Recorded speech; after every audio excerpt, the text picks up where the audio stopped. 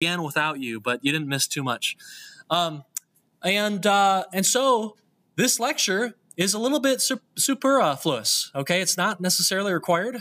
It is a lecture that will probably change next semester when the schedule doesn't have us spending an extra week on homework 7 and Lua topics. Okay, but so what we're probably going to do today is we're probably going to start office hours a little bit early.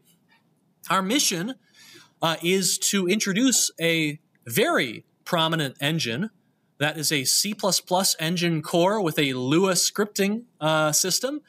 It is an engine that is a $25 billion engine, okay?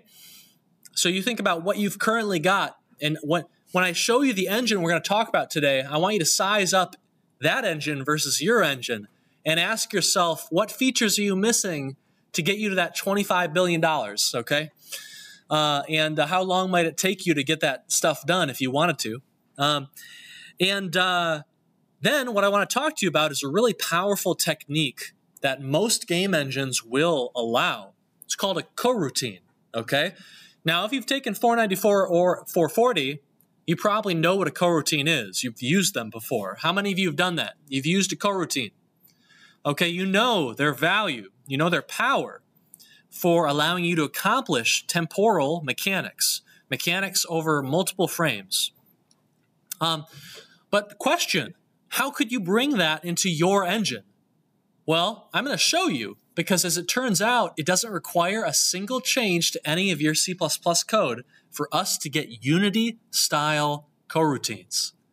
Okay? It is built in to the Lua language, but not in the way you might expect, and we do need to write some of our own Lua code to provide support for Unity-style coroutines.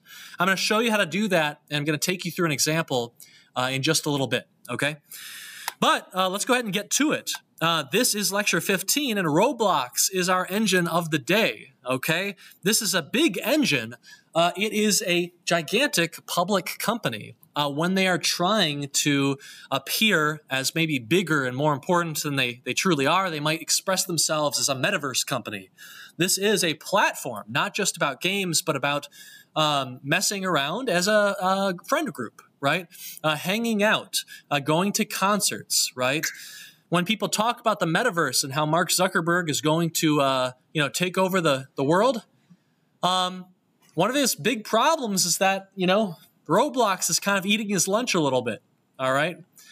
And before Roblox, there were things like Gary's Mod. Anyone remember Gary's Mod? I showed it to you a little while ago. Valve's source engine. Something really interesting about Roblox and about describing it as kind of like a more modern Gary's Mod is that Roblox is really mostly for kids. It is a kind of platform that is specifically geared toward younger people to go and mess around and have fun and socialize and stuff like that. That comes with some very spooky challenges, okay? Valve can just let Gary's Mod happen. And whatever happens in Gary's Mod, from the most delightful, wholesome interactions to the weirdest things you've ever seen to outright horror, is no big deal in Gary's Mod. But as soon as your platform becomes mainly for kids, okay, you've got some serious moderation responsibilities you have to take very seriously. And when things go wrong, they go very wrong, okay? And there have been some controversies with Roblox on that topic. And I think I linked a documentary in here somewhere, that you can watch to kind of get a feel for some of the things that have gone wrong with Roblox over the ages since their inception in 2006. It's kind of spooky stuff. But Roblox is responsible for a lot of socialization, was that way during the pandemic, and it's also been one of those platforms that has taught a lot of young people to code and to be comfortable with technology. It's done a lot of good in that regard. Anyway, 2006 product. Note, that was a good long time ago, but certainly even by 2010, you weren't really hearing about Roblox. What is that? It's a very niche product. It was initially called Dynablocks, and it didn't really start gaining serious steam and notoriety until around 2015 or so, okay? It was created by David Baszucki and Eric Castle, and Wikipedia article. It is an engine that's just very flexible. You can use Roblox on your desktop, but you can, I believe, also play with it in your browser if you want to.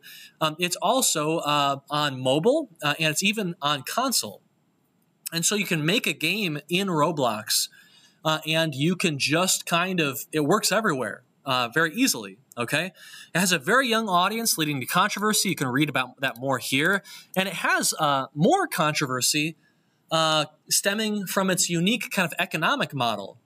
So you can make a game for free on Roblox, and you can monetize the games that you make as a developer. Normally, the cut that Apple will give you, that Google will give you, that Nintendo will give you is 30%. That's kind of the default. They'll take a 30% tax to fund their app store, to fund tech development, and just because they can, okay? With Apple, actually recently, and thanks to the Epic lawsuit, thank you, Tim Sweeney, if you're a small company, your first $1 million a year gets taxed at 15% by Apple, okay? Roblox will take a 70% cut of your revenues. Holy cannoli, that's not even double the industry standard, that's more than double. Okay, now I've seen, I don't know a ton about this. I'm not a Roblox developer. So I think not all of that goes to Roblox. Like they take a cut for some other technology providers and stuff. I don't really quite understand why that's 70%. That's very high. But yeah, brutal. Okay, it's difficult to make money on Roblox, but some people are able to do it. They have a currency called Robux. And if you go into any gas station, you're going to see this. Okay, Robux, it's like a currency you buy with real money. And then you can, if you have Robux, if you've earned it by playing the game or something, or by making a game that people are buying stuff in, then you can cash out those Robux at that 30% rate, which is really stinky. Anyway, one really interesting thing about Roblox that I'm going to show you momentarily is that it is online multiplayer by default, which is really powerful. You don't have to do anything to get people running around, other people, your friends, your family, running around in the world you've made, and it just kind of works, TM, okay? Got that Bethesda just works magic. Except it actually kind of just works. You can show up into different games of different types, and if other players are there playing, you will see them. And sometimes that can lead to some really fun, kind of spontaneous social situations. I'll show you those in just a moment. The scripting language is Lua, and the in-editor, like Lua script editor, does a pretty good job of making Lua feel pretty nice. It gives you good code completion. It will show you what your functions are and stuff like that. It has component support, kind of like our engines. It supports components, but it does so in kind of the same way that Godot does, where you kind of have to create an object and then give a script to that object, and then you take that object and make it a sub-object underneath other ones. Actors, sub-actors, basically. And so it does support components, but it's a little bit more awkward. It has a built-in, all-in-one integrated editor that is going to remind you of Unreal. It's going to remind you of Unity and Godot, right? Like all these engines have the same things they need to accomplish, and it's just those little quirks, those little bits of flavor that kind of mess with us and make them feel a bit different from each other. But you're going to feel right at home after a little bit of work in Roblox Studio, okay? I want to show you this trailer really quickly to give you a feel for what Roblox is, what it's trying to be, if you've never really experienced it.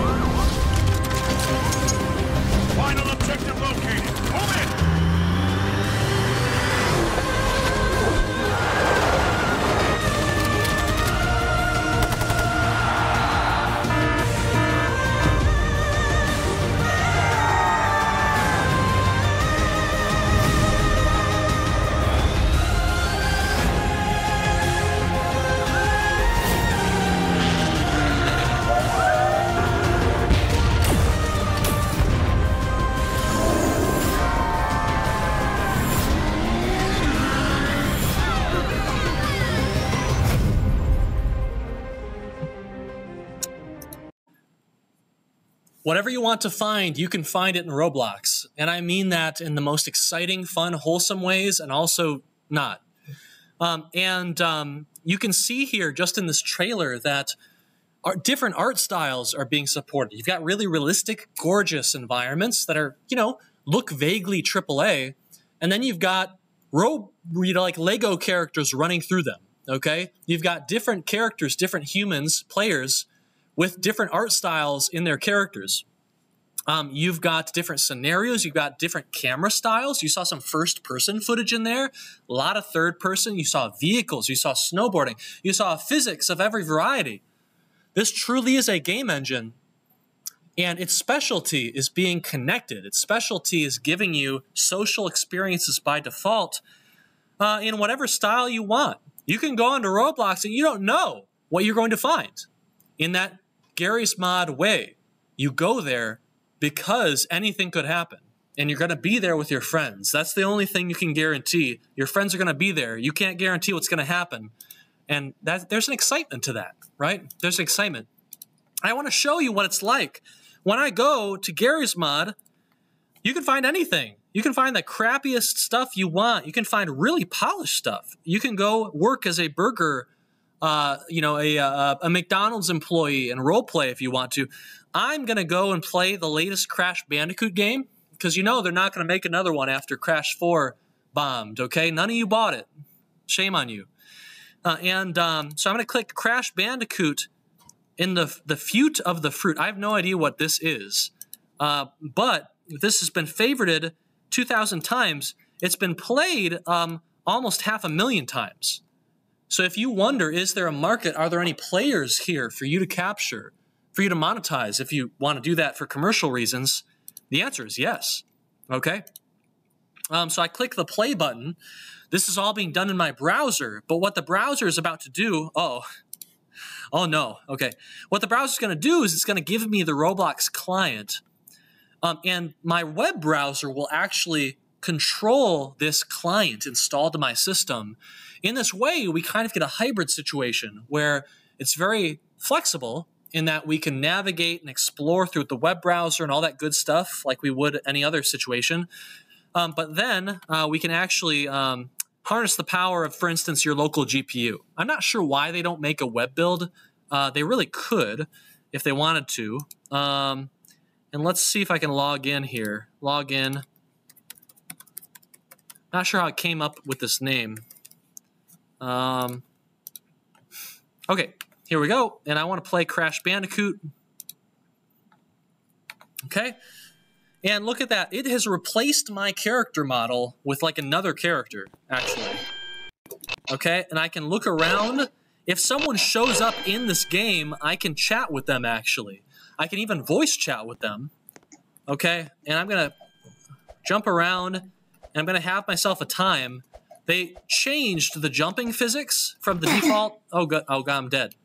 Has anyone ever heard the classic like oof sound? Like oof, right? That used to be what happened there until they were sued, because that is not a free public domain sound effect they can just use. Anyway, eventually you get a gun. And I don't know if you've played Crash Bandicoot, but there aren't a ton of guns in that game, as far as you know. Because you can get them if you play the third game. Anyway, oh goodness, right? And this is not legal, right? Activision might not be super excited to see this exists, okay? But guess what? Games like this are coming out too often, and despite getting played 500,000 times, Activision wasn't able to take it down, okay? Probably because they've given up all hope of regulating the games on this platform. And so that is simply how it be. And you can find whatever you want to find. I want to show you one more that will probably be social. Let's go to Shrek in the back rooms. I have a feeling this might be popular. Actually, let's go find something that people are actually playing. Go to Discover. Please donate. Speedrun 4, The Mimic, New Zone SpongeBob. What should we play? Sisyphus Simulator. Let's rock, okay? Let's rock. Maybe we'll see some other people in here. playing the game, and we can see how social this can be. Now you're probably wondering, Austin, why are you spending so much time on Roblox? I'll show you in a bit. Why? Oh, what? Oh, okay, here it goes. Okay. Joining server. Okay, it's downloading a bunch of stuff. Okay. Oh goodness, look at all this ads. I feel like I'm playing a mobile game. Oh goodness, daily gifts. Oh gosh, this is a mobile game. Did I tell you that I'm working on a live ops course? This isn't really what I mean when I say live ops though. Claim. How do I get this out of my way so I can exit? I can't exit. How do I play? I can play in the background.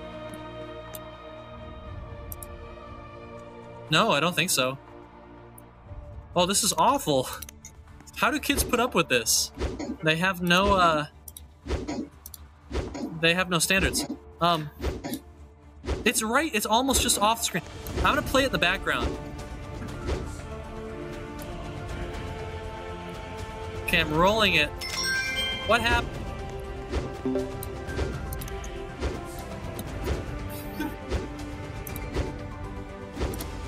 Okay, so there was some like legislation coming up and introduced in Congress to like ban this kind of stuff.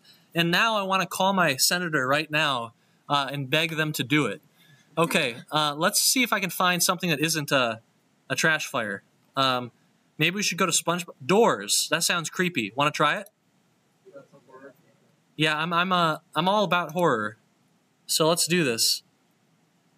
Question is, can you have a truly horrific experience if you have a bunch of people running around with you? I think the answer is probably yes. It might not be spooky, but it might be funny. Oh goodness. Okay, jump scares. So look at all these people, and I could probably talk with them if I wanted to. I'm gonna run in here. Look at how the camera changes. Isn't that cinematic? That's really cool. I like that a lot. Does anyone want to play with me? Like, okay, go in. No! Oh, brutal. I want a team member.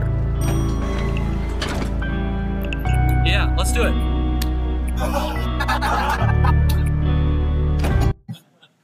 I'm all alone. Okay. All right. So what is this game about? It seems...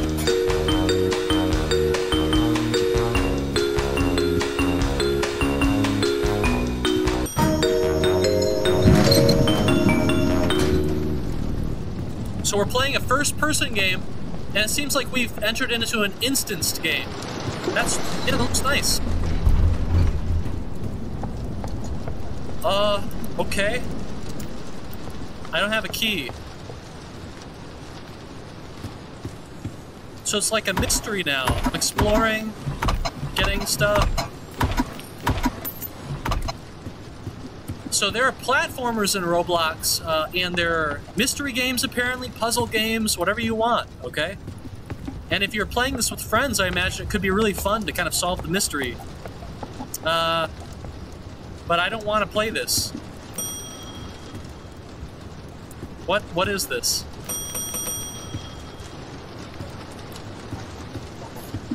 Oh yeah, you're right. It's right there. Okay, hold on.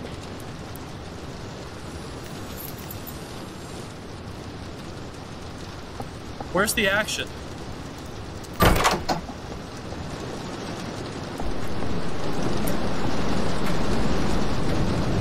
The atmosphere is surprisingly good. Okay. All right. Okay. There's a lot to explore here. We definitely don't have time for this. We'll give it another 30 seconds.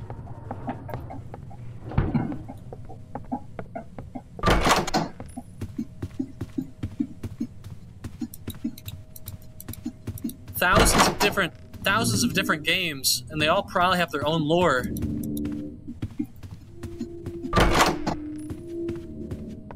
Okay. Maybe we're getting to the attic. Okay. Crouch. I wonder if this is randomly generated. Really? Oh, I can't jump. How do I jump? This mode has taken away my ability to jump.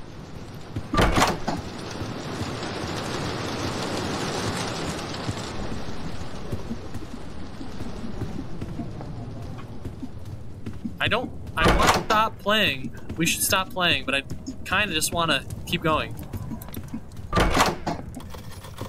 Uh-oh.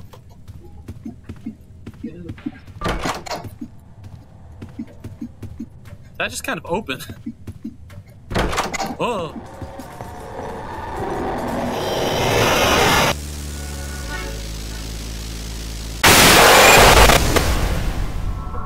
What?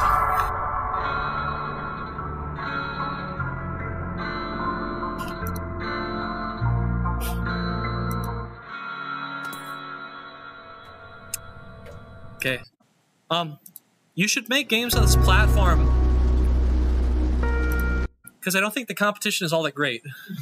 Okay, that looked pretty nice and felt pretty nice walking around, but I'm not sure about that death mechanic. Anyway, okay. Right, so you can see kind of what this is. There are just countless games, perhaps approaching millions of games, that you can experience really quickly and play it with other people by default. Okay, but what if you are a dev? What if you want to make games? Well, there's this all-in-one editor called the Roblox Studio, okay? And by the way, if you wonder why I'm talking about this so much, like, Roblox is one of the places I send, like, most of my students to. As in, like, Roblox is one of the top places that we send our Wolverines to in the industry. And they get their start there at Roblox, do a wonderful job. If you do apply to Roblox, send me an email, because I can send you the emails and contact info of all my former students who are there, can give you tips, stuff like that. But in here, I'm going to go ahead and select base plate, okay? And what we're going to get is this editor that kind of reminds one a little bit of Unity, right? We've got this toolbox full of assets. That's like your resources folder, your images, all that. We've got your hierarchy, which represents kind of your current scene, okay? And we've got this viewport. You can right-click and you can fly around it just like you'd expect. Got this big blue play button. And when it starts running, what's going to happen? Well, I can run around, okay? And we're playing a basic Roblox game. I just get all this for free. I even get jumping, okay? And yeah, camera controls, it feels pretty good. It looks pretty good, okay? I think you can even invite people to play as you develop if you want to, okay? So what happens if you want to actually make something new? Well, in many cases, what you're going to do is you're going to select this little part button. And what you've done is you've basically made a new actor. Or in Unity, this would be a new game object, okay? Your default cube, right? And when we've got this little cube, what we can do is we can kind of use hotkeys to say, hey, do we want to translate it? Do we want to rotate it? Or we want to scale it, okay? Right? Make a proper box. Do we want to rotate it? Okay? Like that. And we have our cute little part. We can kind of put this in the environment however we want, and it's going to be there. We can save our game. When we go to save this game, I'm just going to call this 498 experiment. Okay? We can say, well, do we want this to be available for our teammates to go ahead and download it and work on it at the same time? Later, we can say, well, do we want this to be available for the world to see so they can start playing our game if they think it looks cool? And so now it's pushed to the cloud. Let's see if I can jump on this platform. Okay. Okay. Yep. I can go jump on the platform if I want. Okay. Now, one thing you might have noticed is that it actually fell, okay? Because by default, everything gets physics for free. Now, physics is actually your next assignment, homework 8. And I think you're really going to like that assignment. It's so fun. A good physics engine, it just makes everything very fun to mess around with. But let's say we don't want this to have physics. Well, what we can do is we can go into our properties, kind of like Unreal Engine. It's on the side here. We can go into our properties and we can find a property called anchored. Right? We got these really great tooltips that will kind of tell you what a certain thing means and does. In this case, basically, you anchor your object and it won't have physics. You're basically creating a kinematic or a static rigid body. You'll learn what those things mean next week. But now, when I make it anchored and I play, it's just going to hang out there in the sky, okay? Now, we can't get to this, but what if we could? I want this object to move on the sine curve, okay? This is going to give us a nice kind of floating platform effect. One question, though, is how are we going to achieve this?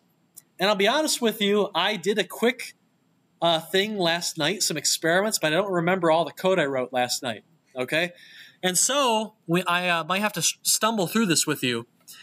But basically what you do is you say, I want to do some logic. So we're going to go to our server script service. There are actually a lot of different services in here. Okay, there's a player service. There's like a network service, a storage service, if we want to store things between game sessions. But I'm going to go to the server script service. And I'm going to click and create a script. This creates a server script. And this means that basically our script is going to automatically kind of run in a centralized fashion. And it's going to, whatever that script does, is going to kind of get pushed out to all the players, all the clients who are connected to this world, okay? I'm going to print hello world. We'll go look for that later. But what I want to do is I want to quickly just prove that I can move that thing, okay, that object. Now, the part here, that part is actually just called part. I'm going to actually rename this. I'm going to call this, let's call this floating platform, okay? And if you look here, it's inside of the workspace kind of folder, okay? If I want to get a reference to that, here's how I can do it. I can write game, okay? And I got this nice autocomplete that's going to come up and tell me what my options are, right? Like, I can't express how important this is. Right? If you're using Visual Studio Code because it's just a habit and you're making something in a game engine and you don't get this, throw Visual Studio Code in the dumpster. In fact, you should just do that anyway, okay? You need to do whatever it takes when you're learning or when you're working seriously in an engine or in a tech ecosystem. Do whatever it takes. This is the killer app. If you got this, you got everything. Okay? Anyway, what I want to do is I want to find that floating platform. Can I find it? Maybe? No, actually, I need to go find the workspace. There you go. Workspace and then dot. Let's see if I can find the floating platform. There it is. Okay? Floating platform dot. What do I got? I got size. I got color I can change. But I really want a position. That's what I'm talking about. It's of type vector3. Okay? Let's go ahead and create a variable local new position equals vector3. And you can't quite do this. Like in our engine, you can do this, okay? Because your engine is awesome. It was well designed, all right? I hope so anyway. You can't do this in Roblox. You would wish you could. I want to just go, 0, 1, okay? Makes sense, but you can't do that. You need to do .new to create a constructor. Then you can do that, okay? X, Y, and Z. So I'm going to go 0, 0. How about like 10? I think maybe that'll be good. We can actually test this. Let's go and take our part. We're going to go down to the position. Where is position? Here it is. 0, 0, 10. Okay? Oh, yeah, okay, Z is not up. Actually, Y is up. So we don't want that. I'm glad we tested this. So we're going to go 0, 10, 0. And that's pretty cool, okay? So I want to make sure I can get that. I actually think I want something more like this, which is going to be negative 14, 10, 0. Okay? Negative 14, 10, 0. Let's see if we can set it to that. Negative 14, 10, 0. And then I want to take this new position. I want to set the position equal to it. And let's see if it happens. And boom, you can see that it moved to exactly where we wanted it. I can even jump up there, barely, okay? So that's pretty cool. I might want this to be a little bit more robust, though. I want this script, okay? I want it to be more like a component. And I think what I can do is I can actually do script.parent, okay? Script.parent is going to be a part, okay? So let's go part equals script.parent. And I can say, you know what? Our new position is actually, we don't care about a new position. I want a local or an initial position. Our initial position is going to be the position of our part, okay? Well, can we do this? Can we do that? What is parent here? Parent dot, okay, I'm just going to try it, okay? We're going to see what happens, all right? Autocomplete's kind of failing us here. I'm going to save, and then I'm going to move this script over to be underneath our part. I don't know if this is going to work or not. Okay, let's see what happens. If we explode. Okay, there we go. I think maybe that's working. So it's basically saying our initial position is over here, and that's true. Okay, that is the initial position of this object.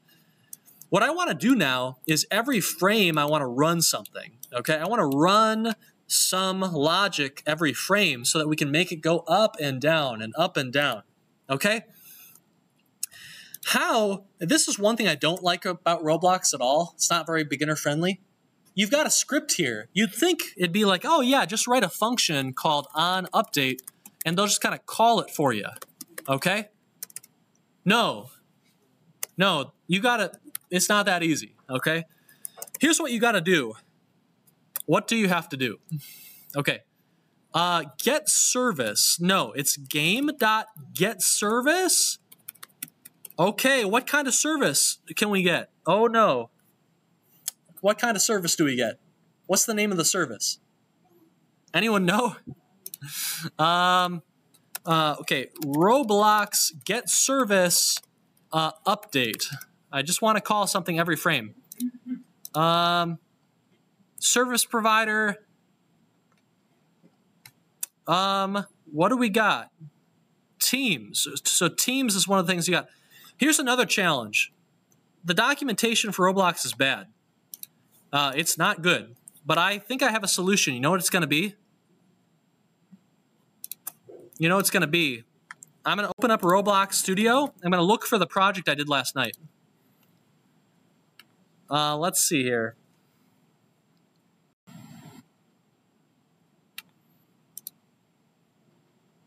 I think this might be it. Yeah, that is it. Okay. I'm going to look at what I did last night. Okay, let's go to any script, really. Yeah, camera control script. Let's do it. Get service. Players. I don't care about that. Run service. You need the run service, and then you can do .renderStep.connect. What a pain. Okay.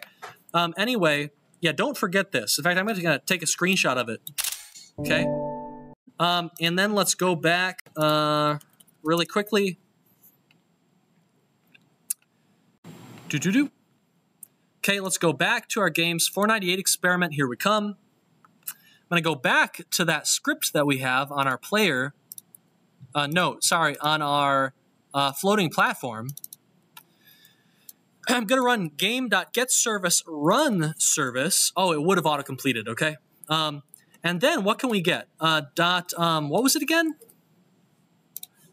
Was it connect? Yeah, I think it was connect. No, it's not there. No, it's not there either. What was it again? It was run service.renderStep.connect, okay? So .renderStep, there we go. And then we can finally tell it what function we want it to run. Now, to be truthful, this is actually a fairly flexible and powerful way for them to do it. But I think for a platform that you want like young kids to be writing code for, this is brutal. There's so many things you have to explain here, and there are too many references to collect, too many functions to call, too many things to remember, okay? Anyway, what we've done here is we've hopefully gotten a function that will run every frame. And so we should test that real quick just to make sure. Let's print tick every frame if we can. So we're going to run it. And now we're going to go and we're going to go to view. We need to look for the output. There we go, output. And are we running tick at all? Oh, render stepped can only be run from local script. So we actually can't use render stepped. I think we need to use a heartbeat. Okay, so dot heartbeat. There we go. Let's try that one. And we're running tick. Boom, boom, boom, boom, boom. There it goes. You can see it flying, okay? Once every frame, 60 times a second. Good.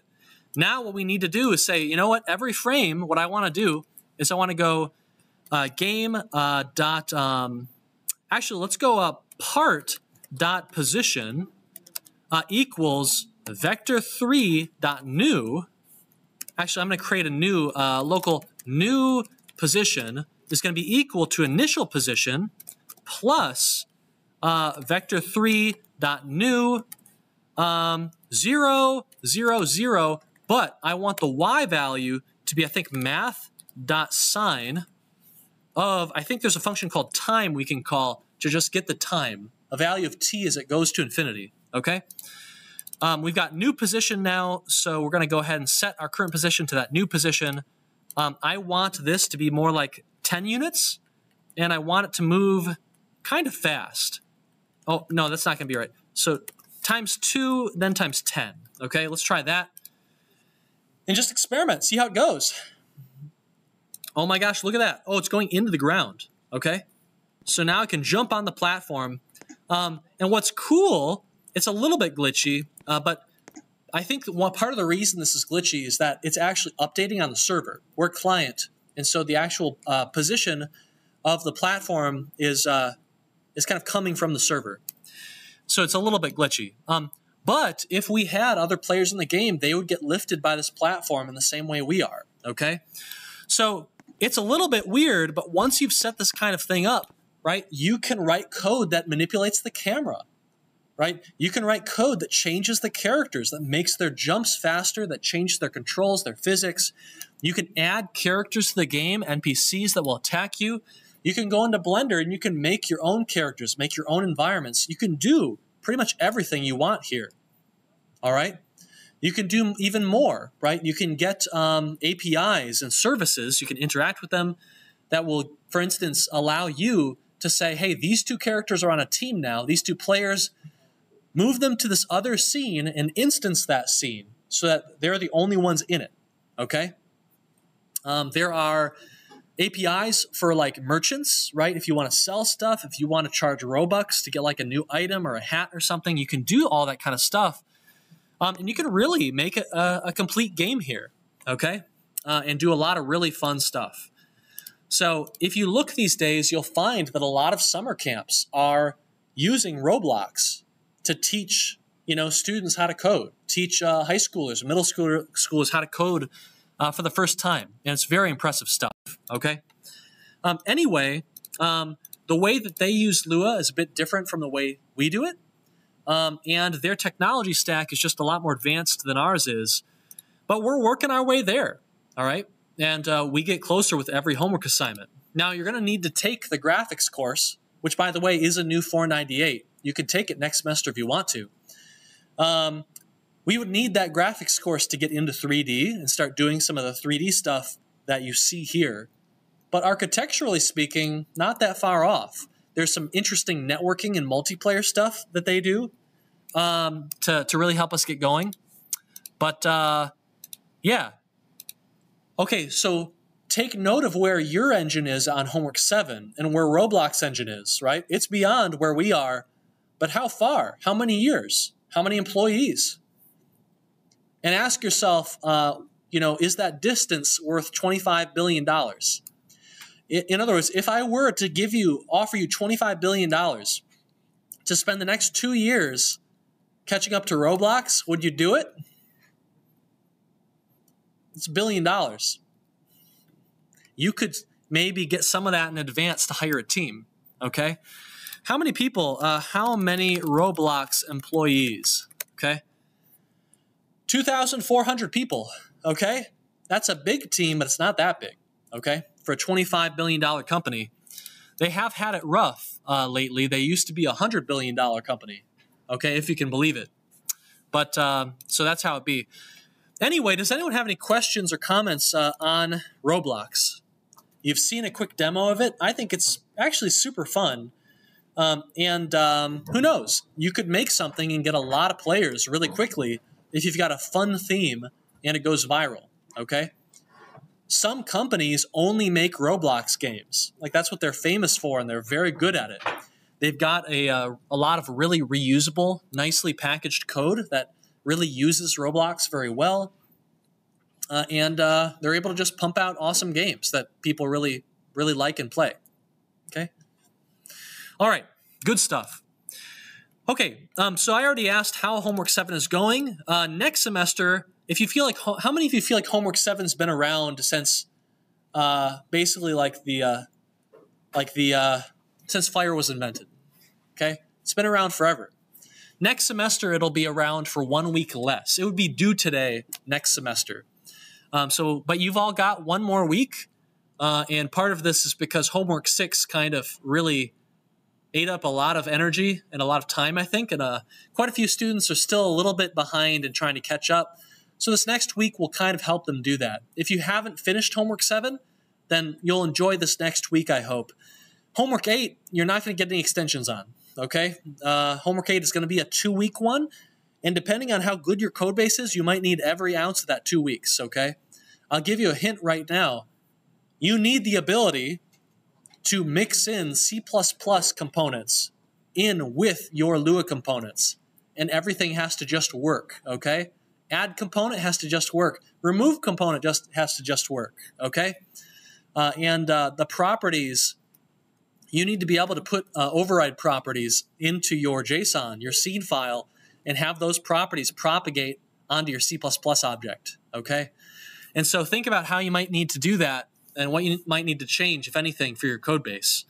A hint is that as soon as you get your C++ object into a Lua ref, you can kind of then treat all of your components, whether they're Lua components or C++ components, you can kind of treat them uniformly, and that's what I recommend, okay?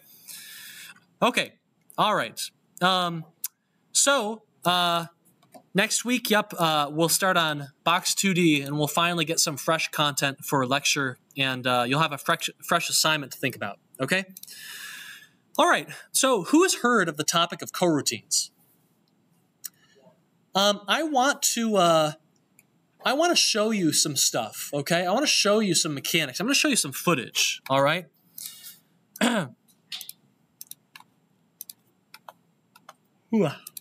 Now, I want to show you some footage of some things that are really tough to do, okay? And if you've done 494, you've already seen these, but this might rekindle your knowledge of memory.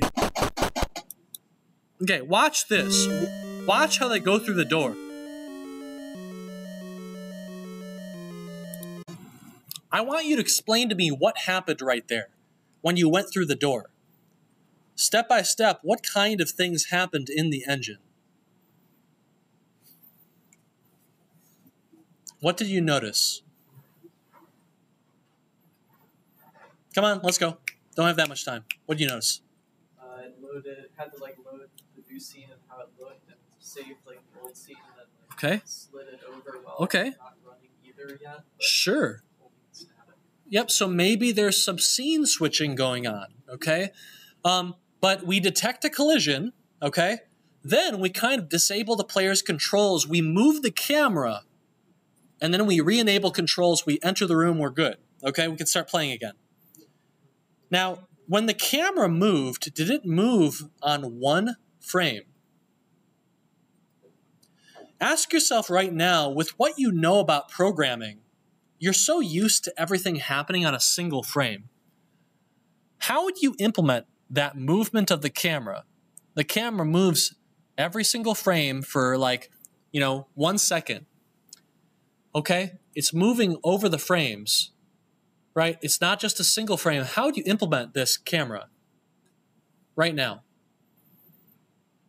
And I'm talking like without coroutines for all you 494 students. Yes? You have like a frame counter variable and just like as it counts down, you move it like that portion of the distance. Yeah, you could have a Boolean on your camera that's like is moving. And when the Boolean is true, you run some logic in your update, your on update component. And that moves the camera over a little bit until maybe you check, oh, it's moved too far, so let's turn the moving bool to true, and now we no longer move, okay?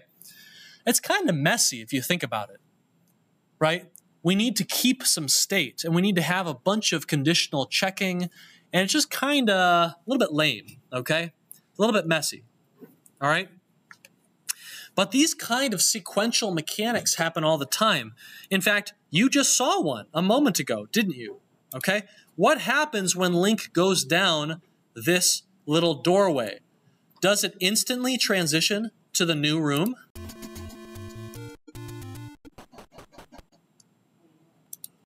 No, right? It doesn't do that at all. What happens? An animation plays, and then you're given a new level. Mm-hmm. I guess. Mm-hmm. Yeah, if you think about the logic, a little animation runs where it's like, okay, stop the music, then play some walking step animation, make Link move down, and then wait a little bit, make Link move down, then wait a little bit, make Link move down, and then cut to black, fade in from black a few seconds later when we're ready, okay? In many games, we need a way to execute code that can actually wait, that can pause, that can chill out, okay? And that's what a coroutine is. No matter where you see a coroutine, whether you see a coroutine in C++, did you know that C++ has coroutines? Okay? Whether you see it in Lua or whether you see it in C#, a coroutine is this idea that we want to kind of launch a new thread, but then kind of relax and chill and wait. Sometimes wait for that thread to finish, okay? But maybe we can't officially launch a new thread, so we launch a coroutine. A coroutine is a fake thread. That's a good way to think about it. It's a fake thread. It's a way to get multi-threading when you don't have multiple processors or when you don't have multiple real threads that you can run at the same time, okay? I want to show you another example here, okay? Another example. I'm going to show you some source code from the Homework 7 solution briefly. So if you can catch a glimpse of it, you can use it. Here's what you get. You get this little window here. Enjoy. Okay. I'm going to show you a little bit of execution that should be confusing to you. Okay. Local Windows debugger. All right. We're just going to watch this downloading AI loop, downloading AI loop. Okay. AI loop, and then it ends. Okay. We've got this download that's occurring at the same time as an AI loop is occurring, okay? Does this feel kind of multi-threaded to you? I've got a thread downloading some stuff, and I've got an AI loop that's making some characters move around maybe. I'm not rendering them, but... And so a question should be, how is our engine supporting this, okay? Because you didn't add any multi-threading support in Homework 7. Okay, Lua is single-threaded. It's true. It doesn't support multiple threads. Okay, it can't be multi-threaded. So what's going on here? Well, if we look at our resources script and we look at our scene, we'll see that what we just saw there was a very basic scene. Okay, it has one actor that is called coroutine manager, and it has one coroutine manager component. We have a second actor that's just the tester actor, and it has a single tester component. So this is just a very simple setup. When we look at that tester, we're going to find something a little bit crazy, okay? In onStart, we do something called coroutine manager.create. We create a coroutine out of this doAI function. We then create a second coroutine out of this doDownload function. And these functions right here right here, right? This will always run no matter what. It's an infinite loop. But inside of it is a curious function called wait for seconds 2. And if you're in Unity, if you're from Unity, you have seen something similar to this before. It waits for 2 seconds, and then it runs and prints debug.log AI loop, okay? At the same time that this is running, we have a second loop called do download. This will run 3 times and then never again, okay? While times variable is larger than 3, we're going to decrement that variable. Then we're going to wait for 1 second, and we're going to call and print a little message called downloading, okay? Both of these, air quotes, threads are running at the exact same time. These functions can pause themselves mid-loop, and still other things can run. This should feel like a thread that we've launched. 2 threads running in parallel, doing their business. Sometimes the threads block. If you've ever heard of functions, I think this one even exists in C++, like sleep, a sleep function. This is basically what we have here, a sleep function, okay? Well, what is happening here? What's happening is that within coroutine.create, we are creating a new coroutine. Like, big surprise, right? That's literally in the name. In Lua, you can use and create coroutines. Okay, here's an example.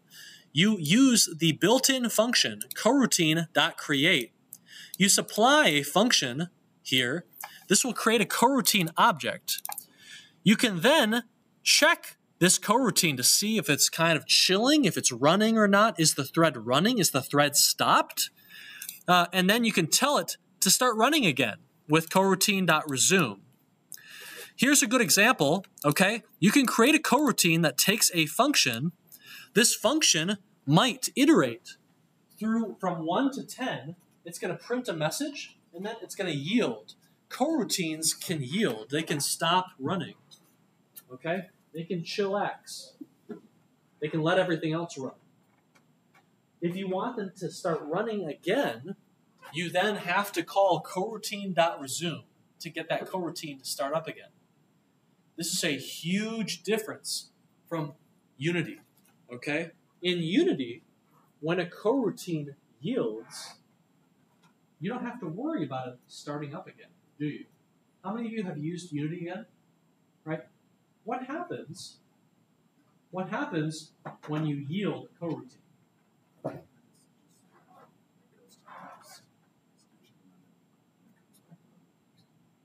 Yeah, when you have a coroutine that yields, it will wait for that other function you're yielding on to kind of run. Or if you do yield null, what does that mean? In a coroutine, when you run yield null, the coroutine will start up automatically next frame again. In Unity, and most nice coroutine ecosystems, your coroutines, you can tell them to chill for a little while. You can often tell them how much time to chill with, and then they will automatically resume again, which is very nice. Think about that moving camera, okay?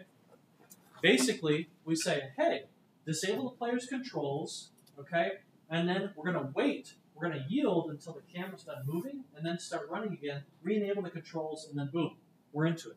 That could be a coroutine right there, okay? A transition coroutine, a function that can pause and chillax. But with Lua, we've got a problem because we can't just have the coroutine yield. We actually have to resume it. Other code has to tell it to resume, okay? Something has to wake the Lua coroutine back up so it can do its job. Now here is where the other big component comes in, okay? That other big component that we had was Coroutine Manager. It's going to be active. So let's look at what Coroutine Manager does. It does a ton of stuff, my goodness, okay? This literally re-implements the coroutine system from Unity. By the way, did you know that Unity's coroutine system is actually a function of C#? It's built into C#. It's not built into Unity, okay? If you write C# anywhere, you could pretty easily recreate Unity's coroutine setup. Anyway, what happens here is we have a singleton pattern, okay? If the coroutine manager does not exist yet, then, or if it does exist, we destroy ourselves to get rid of ourselves. But if it doesn't exist, we claim ourselves in that global variable, okay? Put a reference to ourselves there, and then we mark ourselves to not ever be destroyed, and then we create some kind of global data structures. For instance, a coroutine data structure and a coroutine manager table. This table has some functions like create on it. That's why we can call coroutine.create, okay? These functions will create a new coroutine, the way we saw in the documentation. We'll track that coroutine by inserting that new coroutine into our global table of coroutines, okay? It'll pass those parameters into the coroutine so that we can call it like normal. And then, for instance, in update, every time we run, we'll look for coroutines that have finished, we'll remove them if possible. If a coroutine is just chilling, if it has yielded, then we'll take that coroutine and we'll resume that coroutine so that it starts running again automatically. If it can't resume, then we mark it as dead, and if it is dead, we will go and remove it from our actual global table, okay? There we go. It's kind of complex, okay? You don't have to understand pretty much any of it. This is just kind of for your own knowledge. But we also provide some functions like wait for frames or wait for seconds, okay? These can be called, and we call them here, right? Wait for seconds is a global function that will take and calculate the end time by looking at what the current time is and then plus seconds, whatever that gets passed in as. And then every single frame, we're going to check to see, oh, have we gotten there yet? You know, have we reached that end time? If we have, we end, and then we end the coroutine. If we haven't, we just yield this coroutine and then keep going around in that loop, okay?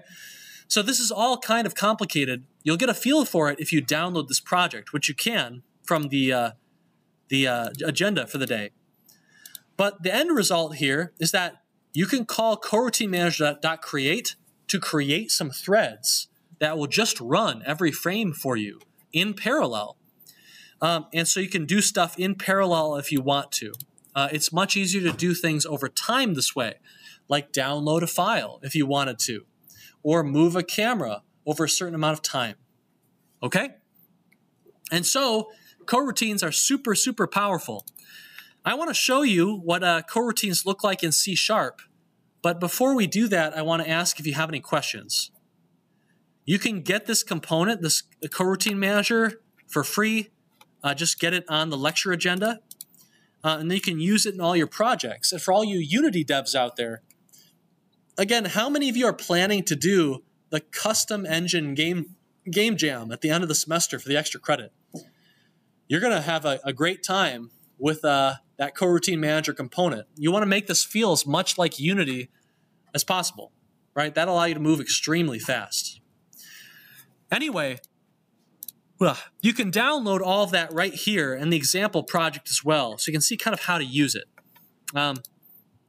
Let's talk a little bit more about coroutines in a more general sense, okay? Whenever you have some sort of sequential mechanic, and these things are everywhere in Unity, in Unreal, in game dev, then you want to use a coroutine. You don't want to have to just use the update function and then keep a bunch of state or keep a counter or keep whatever, okay? Coroutines are just so nice for this kind of thing, right? And so you'll see, right, that a lot of these things are temporal. In homework 8 and on Unity and all of that, you actually are going to implement things like trigger, on trigger enter, on collision enter. You're going to make those come to life in homework 8 next week. I hope you look forward to it.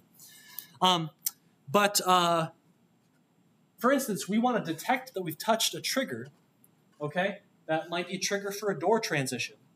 We then want to disable player controls. We want to move our camera to the next room over 2.5 seconds. Then we want to re-enable player controls, okay? For the most part, we know how to do all of these things relatively easily. And if you don't know, you'll know how to do them next week. on trigger enter, boom, right there. It'll get called when you touch something, okay?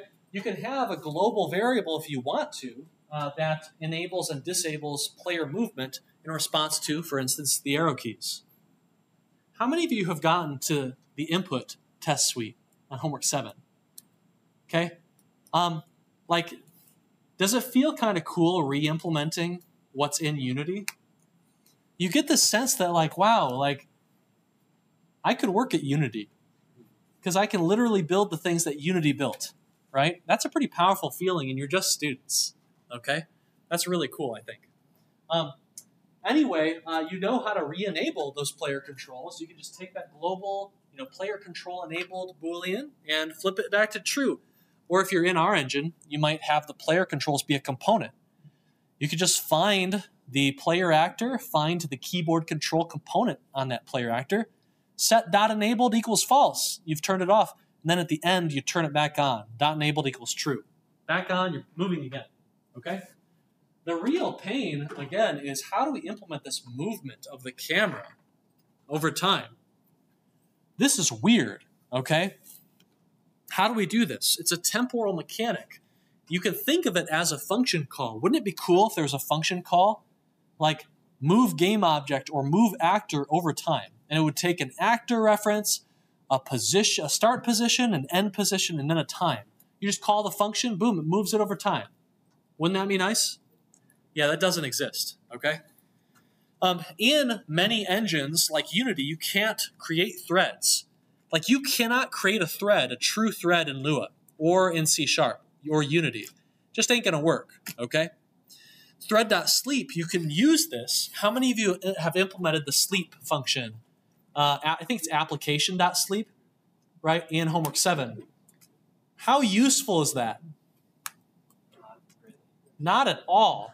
Okay, what's the problem with it? It shuts down your whole program, so just nothing happens. Yeah, if you call application.sleep when you're using your engine in Lua code, your entire engine just freezes for like 2 seconds, however many seconds you provide. Basically useless. Okay, well, Austin, why did you put it in there? It's really easy to implement, and it's kind of cool. Okay, it's just kind of getting you warmed up. That's why it's there. Okay. And it takes basically no time at all. We have a fun way to test that test case.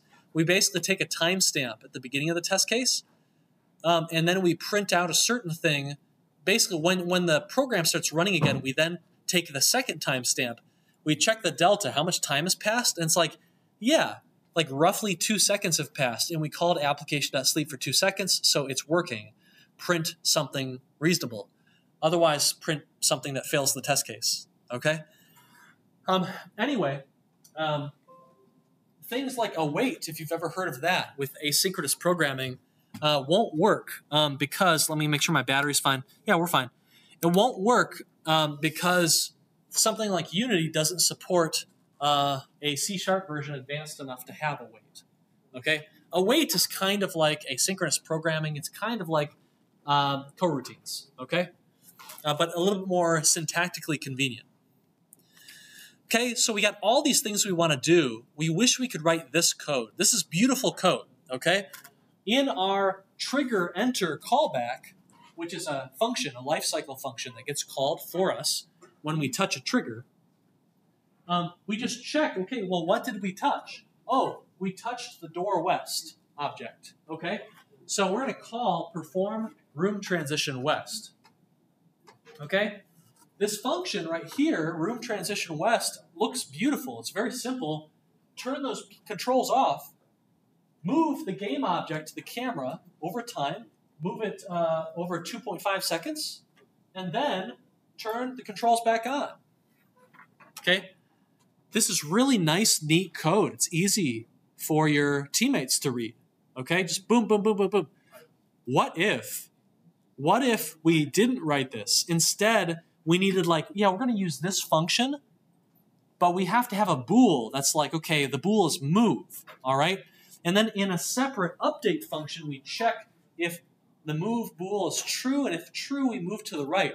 But wait a second, that's not enough. It's not enough because we need to have a second bool for wait, We're moving, but we're not moving right. We're moving left to get back, right? Oh, it stinks, okay? It's ugly. It's nasty. We don't want that. We want this, okay? It's like a nice to-do list. It's easy. The big problem here is that we can't implement move game object over time as a regular function, right? Regular functions always just execute immediately all the way down, and then they're finished, right? You usually want them to do that. You usually, in EEX 281, you don't want your important function to just kind of go to sleep or chill for like 2 seconds. But in a game dev course, you often do want that, right? You're thinking like, I want to load the score screen, the high score screen, but I actually want each little row of that high score screen to like have a 1 second pause in between them to create dramatic tension. So boom, first one, pause, boom, second one, pause, boom, third one. If we don't have that, it's just boom, they're all there. Not very dramatic, doesn't look that great, okay? Too jarring. So how do we do this? How do we deal with this? We need a way to write this function. We have to find a way to write move game object over time. So how can we write that? Thread.sleep would just pause us and freeze the entire darn program. And just like application.sleep in your homework 7 code base, yeah, it's going to be basically useless for this. Basically useless for everything. Has anyone ever like used thread.sleep for anything? I've used it, okay?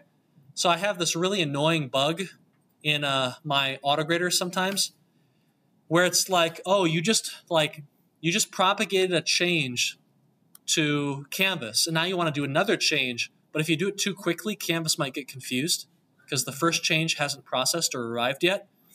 Now, you could use callbacks, and there are better ways to fix this, or you can just use thread.sleep to say, you know what, just chill for like 100 milliseconds. Chances are the first request is finished, okay? You don't want to write too much of that spaghetti code because it'll get you, okay? And eventually the whole tower falls down because you've used a few like twigs to hold things up in the base, okay? But, you know, for a quick solution with a deadline, it works well enough. Okay, Unity is single-threaded just like Lua is, okay? So we can't really spawn a new thread and then block on that thread. We can't do that, okay? You could use a ton of state, and you could create like a state machine, okay? In certain circumstances, this isn't a terrible solution, but it's not great either, okay? The state machine classes you write are going to be complex. It's going to be buggy, potentially. Lots of opportunities for bugs because you're writing a lot of code, and it might be hard to help kind of users and developers understand, your teammates kind of understand what's going on, okay? The solution that you use in Unity in EEX 494 and the solution you'll want to use here is to use coroutines, okay? Use coroutines. And this is basically a first example of a coroutine in C#, okay, in Unity. All right? Anyone planning to take 494 in the future? I know most of you are graduating soon. Okay? No? All right. You're basically, I feel like I advertised this course really heavily to all the 494 students. And it's like, well, no, we wouldn't take 494 again because we already took it. Anyway, I imagine taking this course after 494. Okay, here's a question for all the 494 students. Which course has been harder so far? I know there's some recency bias, but this course has been harder than 494? Really? No? We got some no's. We got some yeses over here. Okay. Explain. Bro.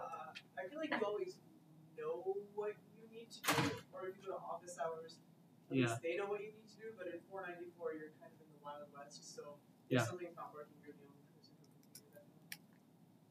So 494 is much more ambiguous as well. It's much more creative, and your spec isn't quite as tightly defined because it can't be, right? So I see how this course could be easier, but also it could be harder if you're going very hard in the paint technically. If you're really trying to optimize stuff and get all the points, like you're going to end up writing a ton of code in a much more difficult language than C#. Anyway, this is a coroutine in C# in Unity, okay? What we have here is our onStart lifecycle function, And to create the coroutine, to launch that, air quotes, thread, we do start coroutine and then delayed hello. Delayed hello is a coroutine. It is a function. In Unity, a coroutine has to return the type IEnumerator. It cannot return anything else. Okay, in Lua, that's not necessarily the case.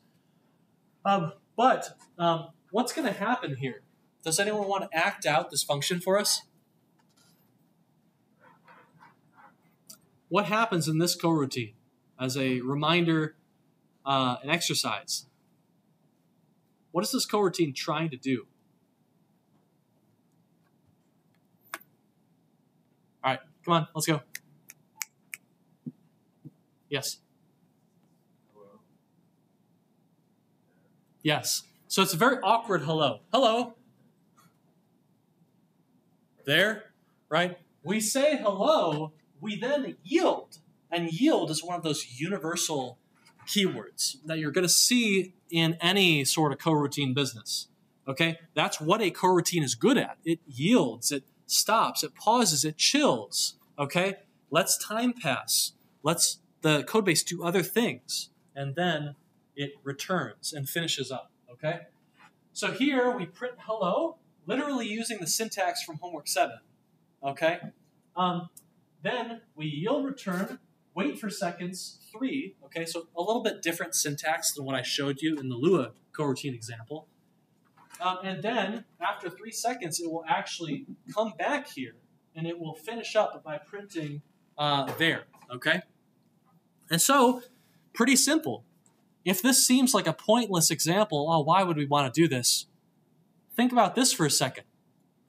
We could have a coroutine that instead of printing hello, it locks a door. And then this right here, this yield, instead of yielding for 3 seconds, how about we yield until all enemies defeated? Heck yeah. This is starting to sound like real deal gameplay, okay? And then once it detects that all enemies have been defeated, then we return here, we can open the door. We could even play some sound effects. We could play an animation, right, where Link goes, Sha! Right? And then, to celebrate, and then the door opens at the exact moment Link does this. Da-na-na-da! Poof! And then the door falls at the perfect timing. It feels so professional. It's wonderful, right? Okay, this stuff, timing, is something that is so incredibly important in comedy, but also in games and game dev. I kid you not, your designers will beg you for any way to let them slightly change the timing of something so that it just feels really good, right? Well timed. It matters, right? And this is the power of coroutines. You get so much control over timing and time and delays and relaxing, okay? And you can write code that just reads very well. It's beautiful, okay? This C# code ain't that beautiful, but it's all right, okay? Okay. If you couldn't tell, this is actually a repurposed lecture from 494. But here's another example. Okay, what happens in this coroutine example? Now, this is different. This is a coroutine that waits on another coroutine. And this is where the true power of coroutines reveal themselves. You could write whatever logic you want, and you can wait and chill until that logic is finished and then continue on later. Okay? What do we got? Someone has to act it out for us. I need entertainment. Hello.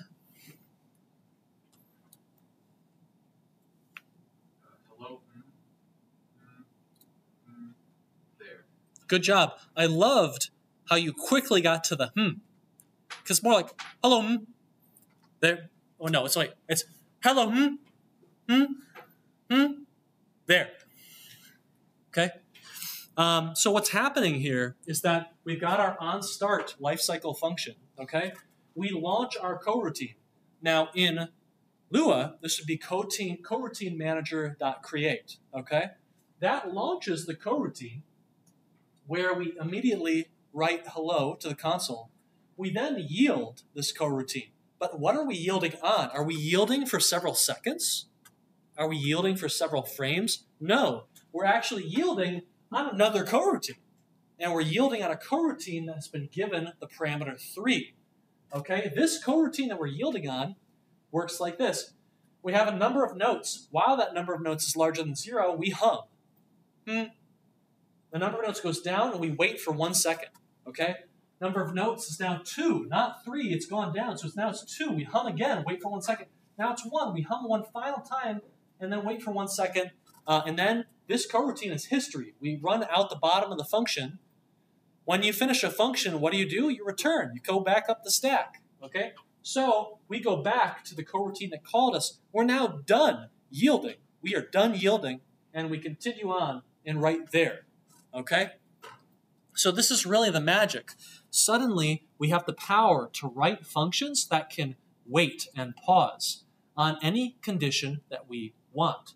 You could write a coroutine where it goes, hey, wait until we've finished this download. And then as soon, okay, wait, yield until we're done with the download. And then once we're done with the download, we got the image data, then spawn in the enemy using that image.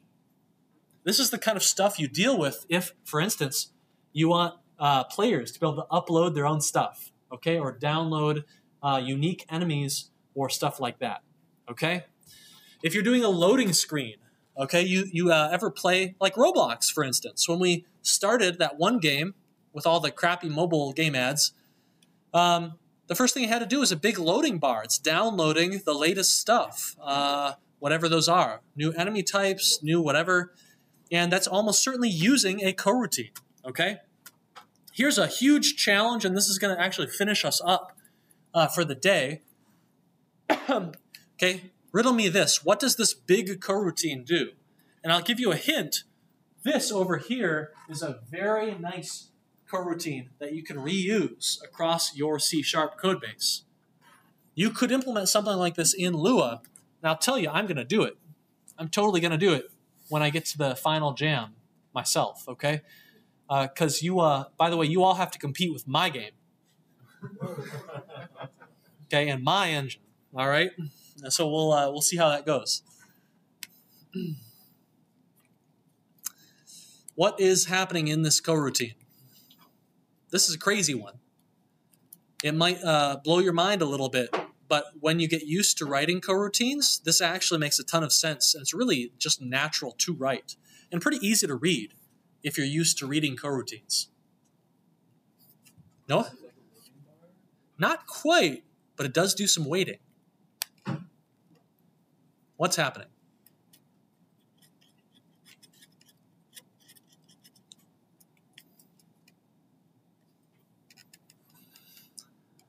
What do we got?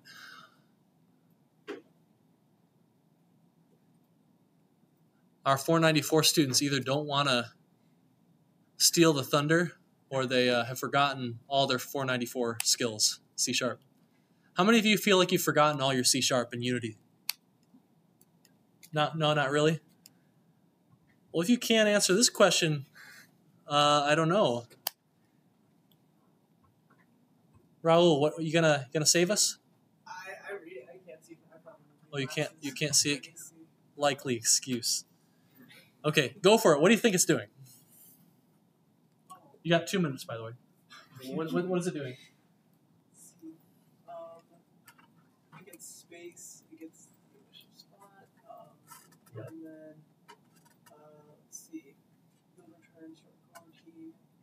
Object over. Okay, so it lerps it. Let's see. And then it lerps it back. So it lerps it, waits 2 seconds, and then lerps it back. That's right. Okay. What this coroutine does, on start lifecycle function, this launches a coroutine. Look at this crazy business. It's a coroutine with an infinite loop. Can you believe it? The good news about coroutines is that they are a fake thread. And so they don't really lock up your entire code base. As long as they remember to yield, your code base will not lock up. You'll be fine. Now, what it does is it calculates an initial position, aka wherever you are. It calculates a final position, which are kind of like 20 units over. And then it runs a coroutine, waits this coroutine. This coroutine in here is called coroutine utilities.moveObjectOverTime. It's a static coroutine that's kind of in a package, a static class called coroutine utilities. This function has some math in it that you might not be used to, but basically what it's doing is it's taking an object, a game object, a transform, and then an initial position, a destination position, and a certain amount of seconds it wants to transition over. It will move that object to the destination over the amount of time you specify. That's all you need to know, really. So calculate a starting position and a final position. Okay, move a game object over the course of 2.5 seconds to that end position, then chill and wait and do nothing for 2 seconds, and then move it back. You'll notice that initial position and final position are flipped, okay, in the second call to the moveObjectOverTime coroutine. And what does this do? What does this look like? If you take this component, this Lua component, and you slap it on the camera, guess what you get? As soon as the player presses spacebar, we come in here and press spacebar. Boom, press space. The camera's moving. I put it on the camera. Okay, and then 2 seconds later, it goes back. Okay?